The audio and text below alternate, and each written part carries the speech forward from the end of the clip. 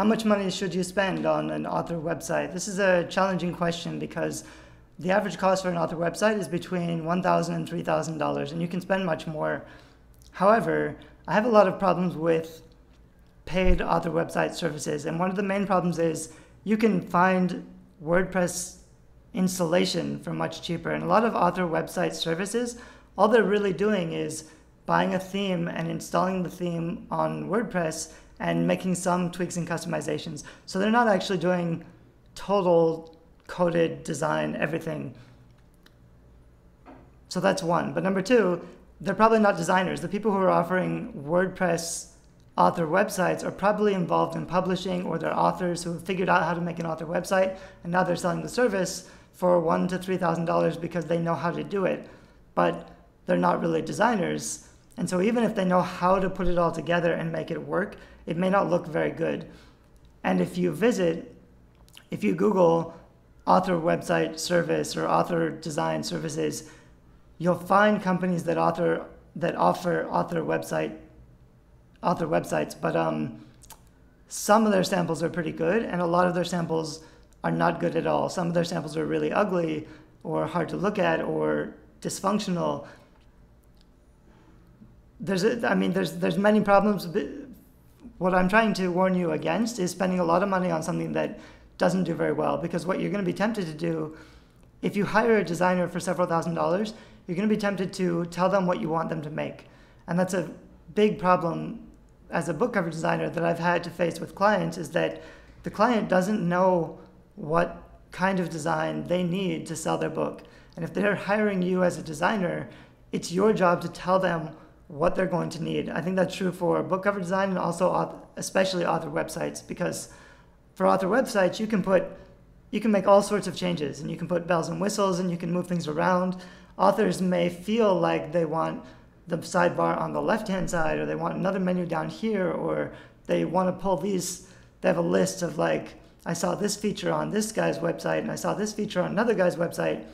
What you end up with, if you hire a designer and you spend a couple $1,000s and you tell them exactly what to do, you're going to get this hodgepodge, this kind of collage of different stuff that tries to come together in a website.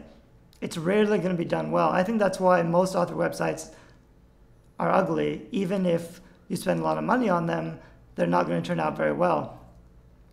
So that's a big problem. But the other problem is, if they don't know book marketing, they may make you a website that you like, and it does what you think it needs to do, but it may be very ineffectual at selling the book or growing your platform. So if you spend several $1,000s on a website that doesn't do anything, it doesn't bring in actual traffic, it doesn't sell books, and it doesn't get people to sign up to your email list, that's a big waste of money.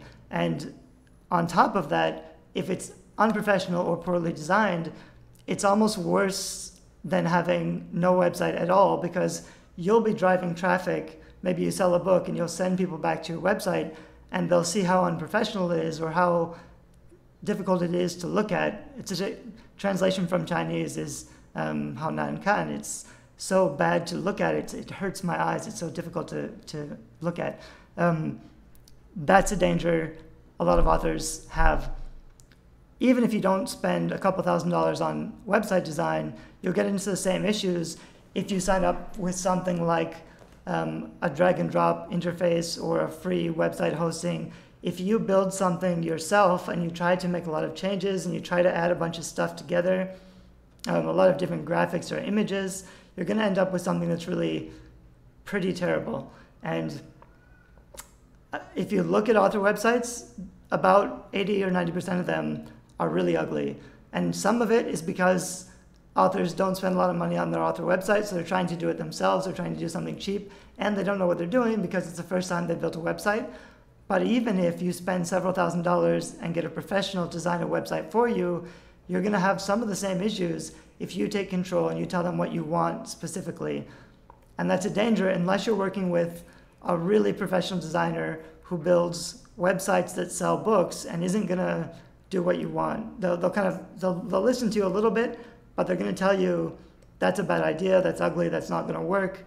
You don't want to pay someone to make exactly what you tell them to make, because unless you're a total pro at online marketing or building your email list or selling books, there's going to be someone out there who knows more than you, and you've got to listen to those experts and follow what they're saying rather than trying to build a website from scratch. Because that's when you start out and you're thinking, I'm going to make an author website from scratch. I'm going to make kind of my own little universe so that readers, when they find my site, they'll get into my head and my heart and they'll figure out exactly, who I am. That's not what an author website is for. But that's the risk. That's the beginning. When most authors start building a website, that's the instinct, is to build something that's a reflection of who they are as an author. That's not what you want on your author website. You want something that is fast and gets traffic and is clean enough so that people don't run away immediately, and actually gets them to read something and catch their interest enough to take action by signing up for your email list or buying your book.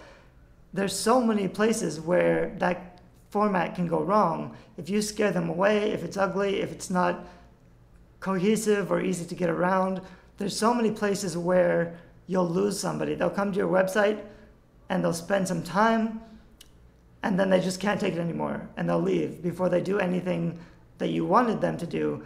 So what you really need is a website that's beautiful and clean and not distracting and focused. You need to decide what action you want them to take, and you need to get them to take action.